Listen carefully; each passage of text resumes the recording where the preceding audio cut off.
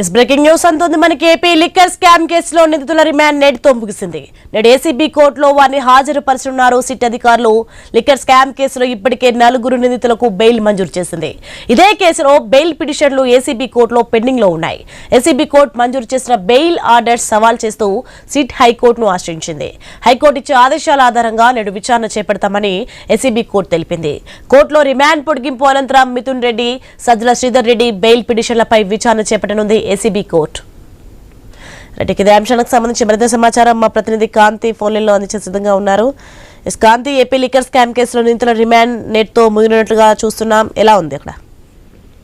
యాసాని liquor scam కేసులో నిందితుల remand ఈ రోజుతో ముగుస్తుంది. అయితే లిక్కర్ స్కామ్ కేసులో ఇప్పటికే 4 నిందితులకి బెయిల్ ఇచ్చారు.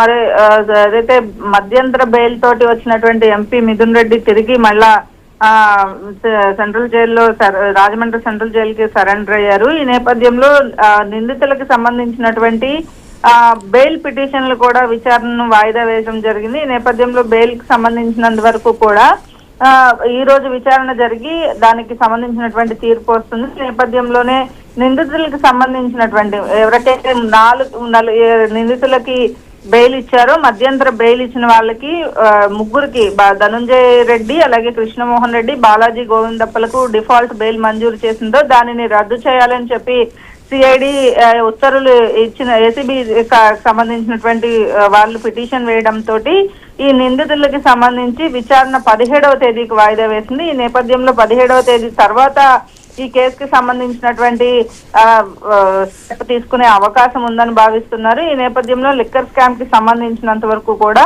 ఈ రోజు మరొకసారి వారిని నిందితులందరినీ కూడా కోర్టులో హాజరుపరుస్తారు. అలాగే ఏసీబీ కోర్టులో రిమాండ్ కి సంబంధించి మిథున్ రెడ్డి, సజ్జల శ్రీధర్ రెడ్డికి సంబంధించినటువంటి బెయిల్ పిటిషన్ల పైన కూడా విచారణ జరుగుతుంది. హైకోర్టు ఆదేశాలు ఆధారంగా ఈ రోజు విచారణ చేపడతామని కూడా ఏసీబీ కోర్టు చెప్పిన నేపథ్యంలో 17వ తేదీ వరకు హైకోర్టు వాయిదా వేసిన నేపథ్యంలో ఎటువంటి నిర్ణయం ఏసీబీ కోర్టు తీసుకుంటుంది అనేది అయితే ప్రస్తుతం వేచి చూడాల్సిన పరిస్థితి. Soni, right, thanks for the information Kanthi.